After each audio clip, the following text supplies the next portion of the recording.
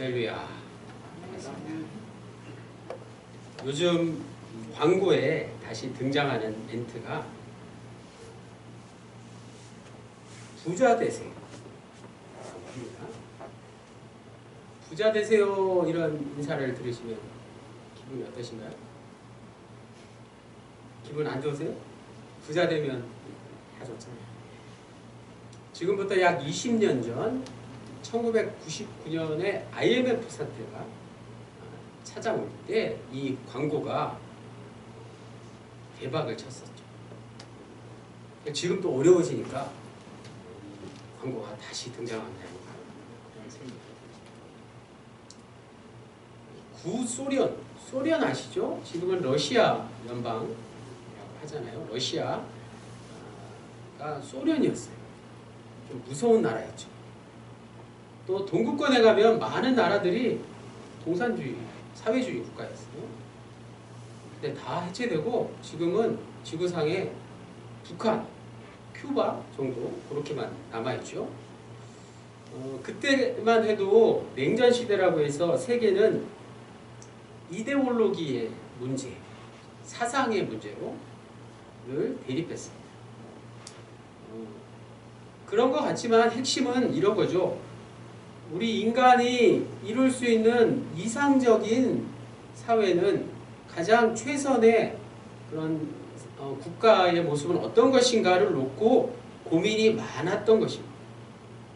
그래서 구소련과 미국이 각각 사회주의와 자본주의를 대표해서 냉전의 시대를 이어가고 있었습니다. 하지만 사회주의에 대한 실험이 약 70여 년 만에 막을 내리게 되고 냉전의 종식과 함께 이념의 한 축이 무너져 내려버렸어요. 그래서 사람들이 너무 좋아했죠. 세계는 이제 오직 하나의 이념만을 가지고 살게 되었습니다. 그게 뭐죠? 자본주의죠. 그 이념이 오늘날까지 우리나라를 비롯해서 전 세계를 지배하고 있습니다. 이 말은 다시 말해서 돈이 인간의 가치를 대표하기 시작했다는 것입니다. 우리나라가 여기서 결코 예외가 아닙니다. 사실은 부자 되세요 라는 말을 누구나 하고 싶지만 그런 욕망은 누구에게나 있지만 왠지 좀 천박하잖아요. 돈을 밝힌다고 하잖아요. 돈 타령한다고 하지 않습니까? 돈이 최고라는 것을 노골적으로 드러내고 우리가 살지는 않았었죠. 그런데 어느샌가 누구나 돈을 많이 벌고 싶다는 욕망을 인생의 목표처럼 여기기 시작했고 자기 욕망을 노골적으로 드러내도 괜찮아지는 그런 시대가 되어버렸어요. 그러면서 문제가 생기기 시작했습니다. 부자가 되기 위해서 죽도록 일하고 열심히 뛰어다니다 보니까 인생살이가 힘들어지기 시작했습니다. 부자가 되기 위해서 무리하게 힘을 쓰다가 그만 탈진해버리는 사람들이 많아졌어요. 그래서 등장한 게 있는데 웰빙 담론, 웰빙에 대한 모든 이야기를 웰빙 담론이라고 할 수 있습니다. 그러나 웰빙 담론 이거 역시 더 나은 삶을 추구하기 위해서는 돈이 필요하니까 자본화된 웰빙에 그치고 말았습니다. 또 10여 년 지나서 이제는 다들 상처받았다. 많은 사람들 앞에서 고해성사를 하듯이 자신의 고민을 털어놓고 치료받아야 하는 환자들이 그냥 많아졌습니다. 다 너 나을 것 없이 다 환자들입니다. 몸만 아픈 게 아니라 마음이 다 아픈 그런 환자들이 우리 사회에 넘쳐나고 있습니다. 때를 기다렸다는 듯이 힐링 담론이라는 게 등장했습니다. 웰빙 담론의 시대를 지나서 우리는 지금 힐링 담론의 시대를 살고 있습니다. 말랑말랑한 그런 이야기들로 사람들의 마음을 사로잡으면서 주로 연예인들을 등장시켜서 지금도 TV를 켜면 이런 프로그램들이 많이 있습니다. 최근에까지 이 힐링 담론이 대세를 이루고 있다는 거예요.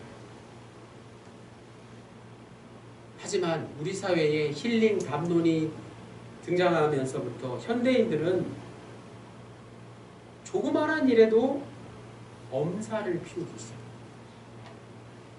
조금만 힘들어도 나 힘들어서 못하겠어. 그런 말들이 누구나에게 나옵니다. 이와 같이 현대인들은 물질을 대표로 하는 욕망의 중심을 두다 보니까 거기에 익숙해지다 보니까 어떤 삶이 과연 참다운 삶인가, 어떤 가치관이 과연 최고의 선한 가치관인가, 이것을 다 잃어버리고 말았어요. 우리가 잃어버린 참다운 삶이 무엇이고 우리가 되찾아야 할 참된 가치관이 무엇인가. 물질 만능주의적인 세상과는 반대로 성경에는 여러분 우리가 잘 알다시피 부자들이 죄송하지만 부정적으로 이야기되는 때가 많이 있습니다. 마태복음 19장에 가면 한 부자 청년 이야기가 나오는데 그는 재물이 많기 때문에 예수님의 말씀을 듣고도 결국 주님을 따르지 못했습니다. 재물을 포기할 수 없었다는 거죠. 그래서 등장한 말씀이 마태복음 19장 24절에 다시 너희에게 말하노니 부자가 천국에 들어가는 것은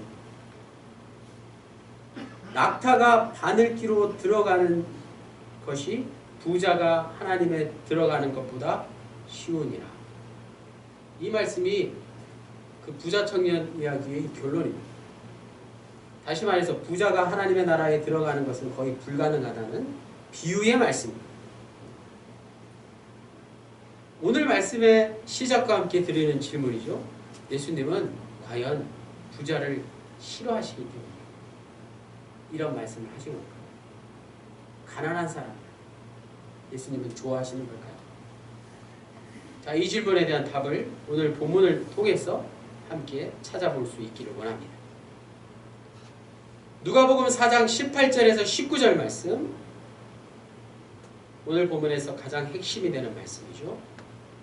주의 성령이 내게 임하셨으니 이는 가난한 자에게 복음을 전하게 하시려고 내게 기름을 부으시고 나를 보내사 포로된 자에게 자유를, 눈먼 자에게 다시 보게 함을 전파하며 눌린 자를 자유롭게 하고 주의 은혜의 해를 전파하게 하려 하였더라. 각주에 보면 이 말씀은 이사야 63장 1절 말씀을 인용한 말씀입니다. 직접 인용한 것은 아니고 간접 인용한 것입니다. 오늘 본문의 배경은 누가복음 4장의 시작과 함께 마태복음 4장도 마찬가지죠. 신기하게도 사자, 죽을 사자잖아요. 4장의 시작은 뭐라고요? 시험 이야기가 나와요.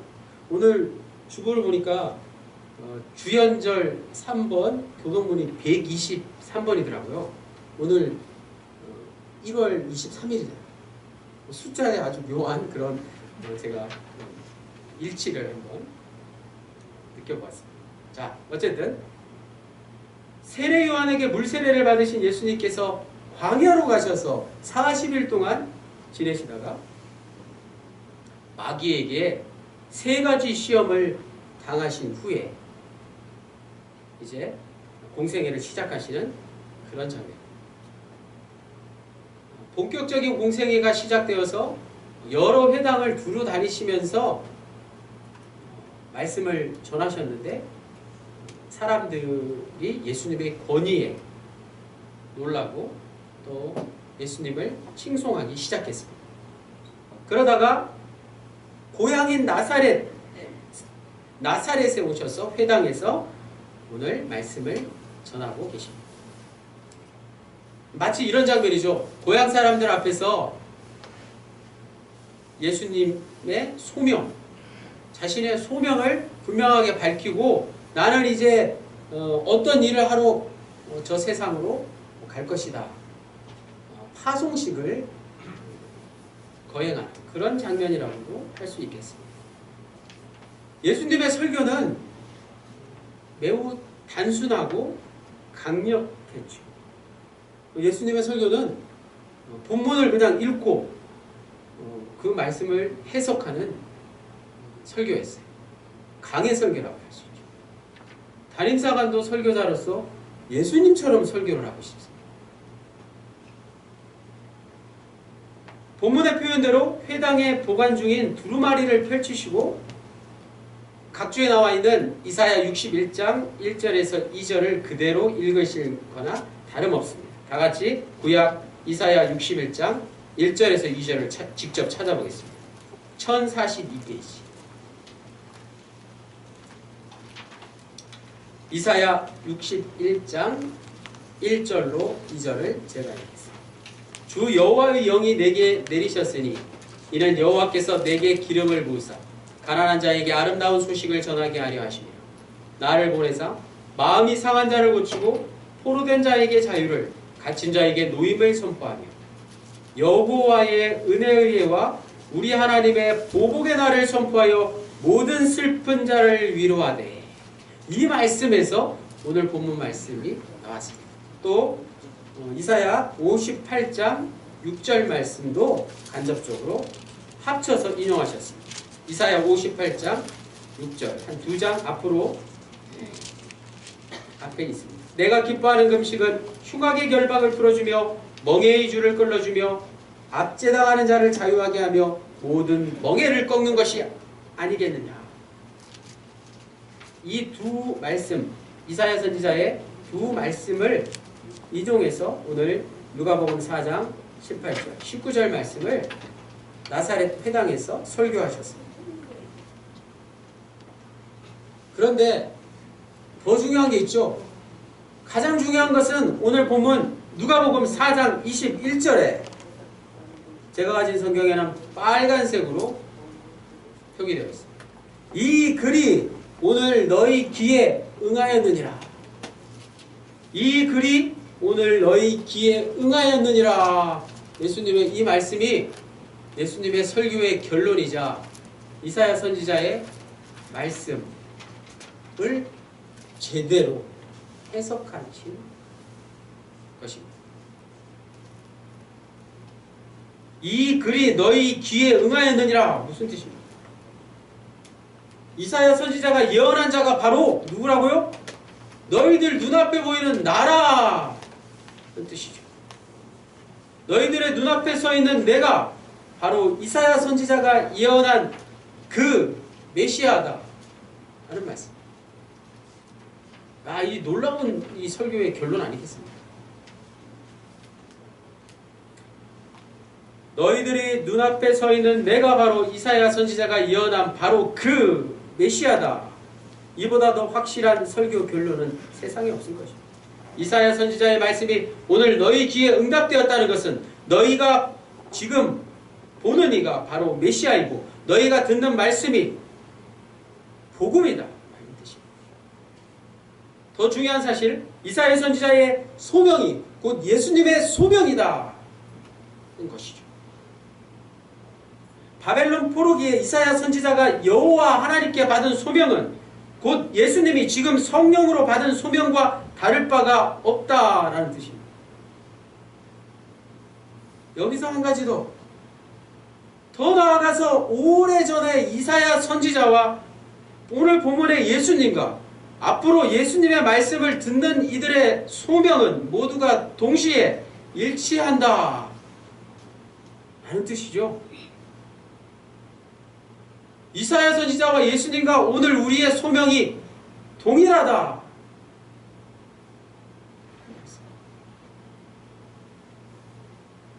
어제 오후 2시에 제95기 화해의 전파자 사관 인관 임명식이 있었습니다. 가보지는 못하고 저도 유튜브로 실시간 중계를 하고 있습니다.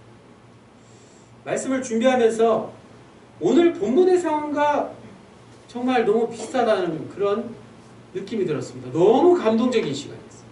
2시간 반 가량 인간 임명식의 그 모습들이 저에게 다시 한번 큰 소명의식을 불러일으켰습니다. 예수님도 자신의 소명을 확실히 깨닫고 이제 자신에게 익숙한 고향 나사렛을 떠나서 사역지로 그 불모지로 떠났듯이 어제 사관으로 임관받은 자들이 각자 임명받은 임지로 험지로 나가기 전에 다시 한번 자신의 소명을 깨닫고 파송의식을 치르는 장면과 오늘 본문의 장면은 거의 일치하다는 말씀이에요. 이 중에 그 임관 임명식에 가보신 분들이 계시죠. 그렇다면 그걸로 끝일까요? 예수님의 소명을 깨닫고 예수님의 소명은 저와 같은 사역자의 소명일 뿐만 아니라 우리 모든 그리스도인의 소명과 같은 것이라는 말씀을 드립니다. 이 자리에 함께 예배하시는 우리 모두가 다 임관 임명식과 같은 어떤 절차를 의식을 치르지는 않았을 뿐이지 모두가 다 똑같이 한 사람도 예외 없이 주님의 부르심을 받고 저 세상으로 파송되었다는 말씀입니다. 그 소명이 무엇일까요? 이사야 선지자의 말씀, 예수님의 말씀이죠. 가난한 자에게 복음을 전하는 것이고 포로된 자에게 자유를 주는 것이고 또 눈먼 자가 다시 보게 하는 것이고 눌린 자를 자유롭게 하는 것이고 이 네 가지 사명이 대표적인 예수님의 이사야 선지자의 예수님의 그리고 오늘 우리 모든 그리스도인들의 소명. 하나님이 그 일을 하시라고 우리를 부르신 것이다. 이사야 선지자 때는 이사야 61장 1절 2절 말씀처럼 그 본문 말씀들이 문자적인 그대로 해석될 수 있었습니다. 왜냐하면 나라를 잃고 포로된 상황이었기 때문에. 거기에다 자신의 힘으로는 감당할 수 없는 일들을 이제는 이사야 선지자가 하지 못하는 일들을 메시아가 와서 해결해 주실 것이라고 확신하며 예언했던 것입니다. 하지만 이사야 61장과 누가복음 4장 오늘 본문은 분명히 이중적인 메시지를 전하고 있습니다. 예를 들어서 이런 것이죠. 눈먼 자를 다시 보게 한다는 것 말이에요. 예수님은 물론 가능한 일이겠죠. 하나님의 아들이시니까. 그런데 오늘 우리는 의사도 아니고 우리가 예수님처럼 어떤 기적을 일으킬 수 있는 상황도 아닙니다. 우리가 할 수 없는 일일까요? 눈먼 자를 눈뜨게 하는 것만. 무슨 뜻일까요? 여기서 눈먼 자는 육신의 눈뿐만 아니라 정신이 딴 데가 있는 사람이 있어요. 정신이 딴 데가 있으면 육신의 눈은 떴지만 앞을 볼 수 없는 것. 그런 상태이죠. 더 구체적인 예가 바로 저의 경험이에요. 영찬이랑 학교 갈 때 아침마다 그 짧은 한 5분 거리를 이렇게 효영 후견님네 집 앞으로 이렇게 걸어가는데 저는 마음이 너무 급해요. 영찬이 맨날 그 9시 다 돼서 늦게 가고 또 저는 빨리 갔다 오려는 생각에 눈에 뵈는 게 없습니다. 그냥 앞만 보고 빨리 가는데 영찬이는 이것도 보고 저것도 보고 또 뭐 아빠 저것 좀 봐, 아빠 이것 좀 봐. 잠시 뒤를 돌아보면 뭐를 만지고 있어요. 학교 갈 생각이 없어요. 지각이라는 개념이 없는 것 같아요. 따라올 생각을 하지 않아요. 누가 문제죠? 영찬이가 문제냐? 이 시대의 가장 심각한 질병이 바로 두 눈을 멀쩡하게 뜨고는 있지만 정신적인 스트레스인지 오히려 두 눈이 보이지 않는 사람보다 더 불안하고 초조해하고 주위의 그 아름다운 광경들에 눈길 한번 못 주는 그런 사람이죠. 누가 눈먼 자인가? 바로 나일 수 있다. 예수님이 가난한 사람들과 포로된 자들과 아픈 이들을 위해서 일하신 것은 시작과 함께 드린 질문들. 부자들을 싫어해서, 부자들이 돈이 많아서, 돈이 많은 사람들을 싫어해서 그런 게 아니라 가난한 사람들과 포로된 자들과 아픈 이들은 그런 고통 가운데에서도 그들에게 예수님을 향한 간절함이 있었기 때문에 그렇습니다. 다시 말해서 마태복음 5장 3절에 나오는 심령이 가난한 자들이었기 때문에 예수님은 그들을 향해서 복음을 선포하셨습니다. 예수님이 부자들을 돈이 많아서 싫어하신 게 아니라 세상 것 의지하고 돈과 물질과 권력 이런 것에 마음이 있는 자는 예수님을 향한 간절함이 없기 때문에 그들을 향해서 부자들을 향해서 안타까움을 드러내신 것이다. 예수님은 세상의 어떤 특정 계층이나 어떤 특정 부류를 편애하시는 그런 분이 결코 아니시죠. 당연히 어떤 계층과 어떤 부류를 미워하시는 분이 아니십니다. 그럼에도 불구하고 오늘 우리는 어떤 생각을 갖고 있습니까? 어떤 부류와 어떤 계층에 속해야만 하나님의 사랑을 받는 거로 착각할 때가 많습니다. 누가복음 4장 사단의 마귀의 세 가지 시험은 한마디로 물질적인 시험과 정치적인 시험과 종교적인 시험이었어요. 그래서 누가는 종교적인 시험, 세 번째 나오는 종교적인 시험이 가장 위험한 것으로 봤어요. 마태복음 4장에는 순서가 바뀌어서 정치적인 시험을 맨 가장 중요한, 가장 심각한 것으로 해석하고 있죠. 종교적 열심이 있어야지 주님께 사랑을 받는다고 생각하는 것, 경제적인 능력이 있어야지 주님께 사랑을 받는 것이라고 생각하는 것, 또 어떤 권력의 자리에 올라서 어떤 능력이 있어야지 하나님의 사랑을 받는다고 생각하는 것. 우리 모두가 그런 생각하지 않습니까? 하물며 내가 건강해야지 주님께 사랑을 받는다고 생각하는 것, 그런 모든 것은 다 착각일 뿐입니다. 예수님은 세상의 부류와 세상의 어떤 계층에 갇혀있는 우리의 고정관념, 즉 그 틀을 깨뜨려 버린 것이었어요. 그 틀에서 빨리 벗어나야 하는, 그때가 언제라고요? 주의 은혜를 받는 때입니다. 주의 은혜를 깨닫는 순간이 바로 그때입니다.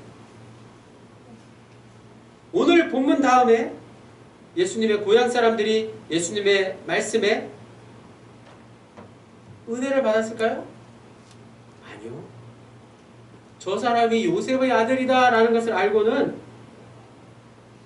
예수님을 쫓아내고 죽이려고 하기 시작합니다. 참으로 어리석은 모습이죠. 가난하기 때문에, 부자이기 때문에 예수님의 사랑을 받거나 받지 못하는 게 아니고, 부자라도 모든 것이 하나님의 은혜임을 인정하고 하나님을 바라본다면 그는 하나님의 사람입니다.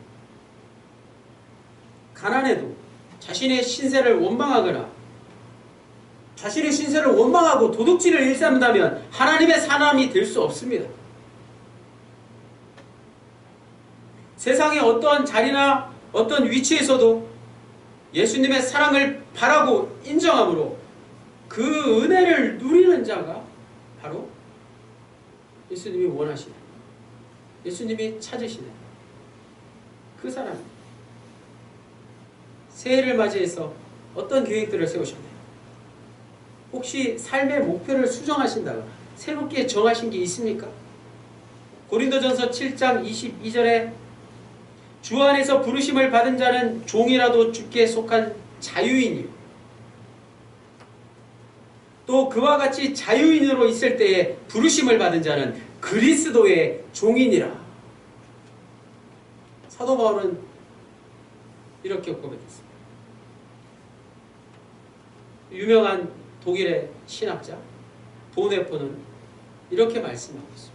순결의 본질은 정욕을 억제하는 것이 아니라 한 가지 목표의 삶을 온전히 고정시키는 것입니다. 그게 순결이에요.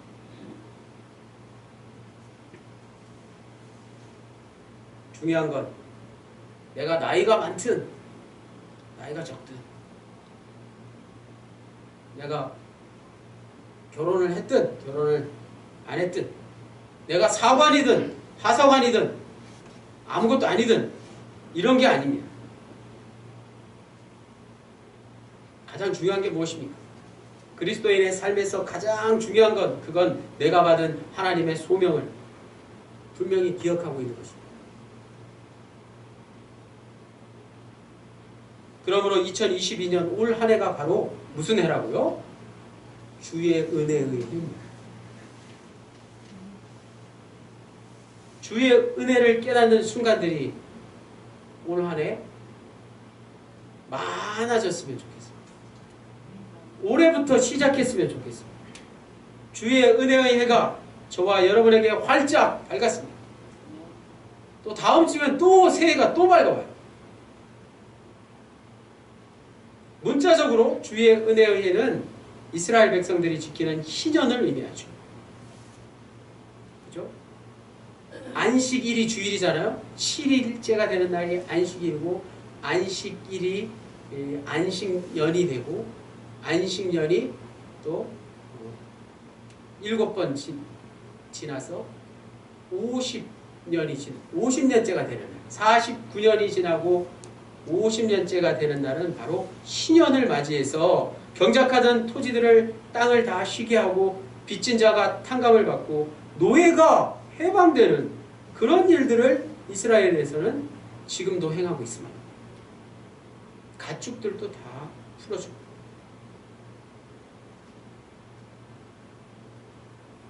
마찬가지 저와 여러분 모두에게 가정과 직장과 사업도에서 주의 은혜의 해를 이스라엘 백성들처럼 누릴 수 있기를 바랍니다.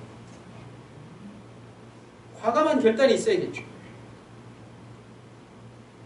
가정에서 행복하시고 직장에서 승진하시고 사업에서 번창하시는 것도 좋겠습니다.